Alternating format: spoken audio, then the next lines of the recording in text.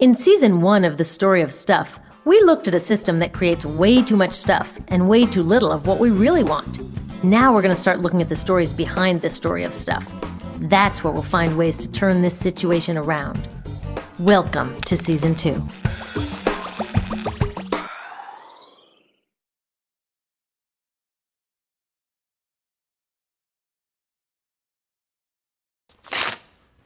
These last few years, I've had to get a lot more careful about how I spend my paycheck. Everyone has. Like I'm eating out less often, holding back on expenses I don't really need, and saving for my kids' college. I'm getting more responsible, taking control of how I spend. But one thing I can't control is that every month a big chunk of my paycheck goes off to our government. It's not the most fun part of my budget, but I believe in paying taxes. Not just because it's the law, but because it's how I invest in the better future that I can't afford to build on my own. You know, that future that we all want, and nearly every candidate promises us. Great schools, a healthy environment, clean energy, good jobs. But a funny thing happens to our money on its way to that better future. It seems to disappear. And by the time we get around to investing in that future, all I hear is, sorry, not this year, we're broke. In fact, we're so broke, they say, that we have no choice but to slide backwards, cutting things that made this country great, like schools and the EPA. Maybe even Social Security and Medicare. Wait a minute, broke? I'm sending in my fair share of hard-earned cash every month, and so are you. If everyone did, we'd have plenty of money. Now, what we've got to work with shrinks a lot thanks to corporate tax loopholes and unprecedented tax breaks for the richest 1%. But even after those, we've still got over $1 trillion. So if we're broke, what's happening to all that money? I decided to look into it, and it turns out this whole broke story hides a much bigger story. A story of some really dumb choices being made for us, choices that actually work against us. The good news is that these are choices, and we can make different ones. So where is all that money going? Well, first the military takes the biggest chunk, $726 billion in 2011. Wow, we could build a lot of better future with that kind of money. Spending billions on fighter planes that we don't need, or wars with no end, and then saying we're broke just isn't honest. It's like calling your kid from your billion-dollar yacht to tell her you can't afford her school lunch money. Then hundreds of billions more go to propping up the dinosaur economy. You know, the obsolete system we talked about in the story of stuff? The one that produces more pollution, greenhouse gases, and garbage than any other on Earth, and doesn't even make us happy. In so many ways, it's just not working. But we're keeping it on life support instead of building something better. A lot of that life support comes in the form of subsidies. A subsidy is a giveaway that gives some companies a lift over others. That's not necessarily a bad thing. We should help companies that are building a better future. The problem is our government keeps lifting up companies that are actually dragging us down. Everywhere you look along the dinosaur economy, you'll find these subsidies. There's spending subsidies, where the government just gives our money away, like payments that benefit big agribusiness while helping drive family farms off a cliff. Or the less obvious version, where the government foots the bill for things corporations should pay for themselves, like cleaning up toxic chemical spills or giant livestock manure ponds. Or building roads that only go to one place, like a new Walmart. Or paying for polluting and wasteful garbage incinerators that would never make financial sense to build on their own. Then there's tax subsidies, which excuse big corporations from contributing their fair share, like the enormous tax breaks granted to oil and gas companies, even in times of record profits.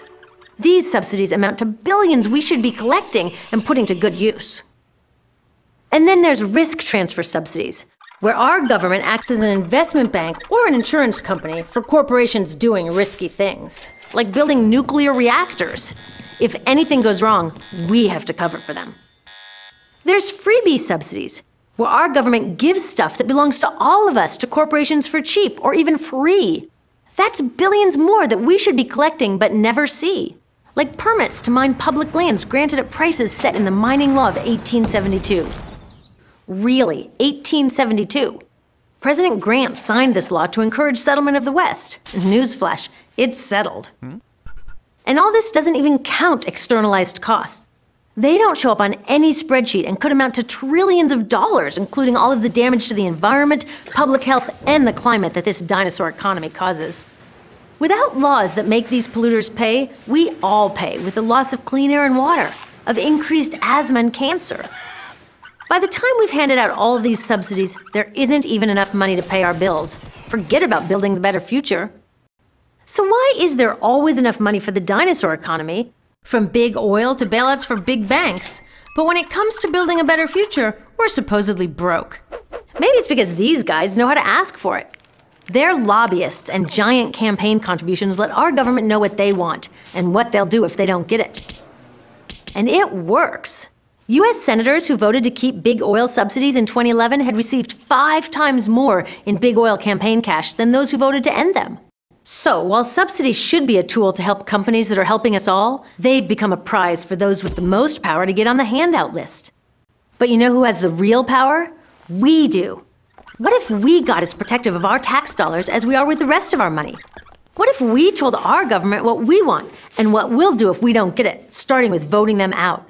We could redirect these dinosaur subsidies, freeing up hundreds of billions of dollars. Forget broke, we could start building a better future right now. We could begin by reinvesting the $10 billion that we spend on oil and gas subsidies into renewable energy and energy efficiency projects. With just half of that amount, we could provide solar energy to about 2 million households. Then use the rest to retrofit 500,000 homes, creating jobs and saving energy year after year. The average cost of cleaning up a toxic Superfund site is $140 million. Let's make the polluters pay and instead invest our money in developing safer materials so we don't have to worry about spills in the first place. Most chemicals today are made from oil. That's why they're called petrochemicals. Switching just 20% of them to safer bio-based materials would create over 100,000 new jobs.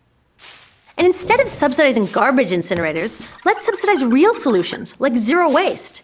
Raising the U.S. recycling rate to 75% would result in 1.5 million new jobs, with less pollution, less waste, and less pressure to harvest and mine new stuff.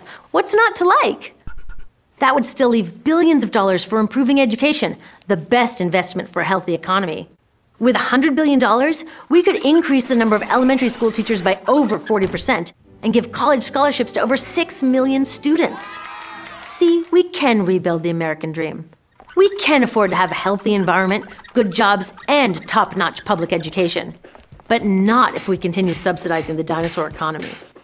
So the next time you have an idea for a better future and someone tells you, "That's nice, but there's no money for that," you tell them we are not broke. There is money. It's ours, and it's time to invest it right.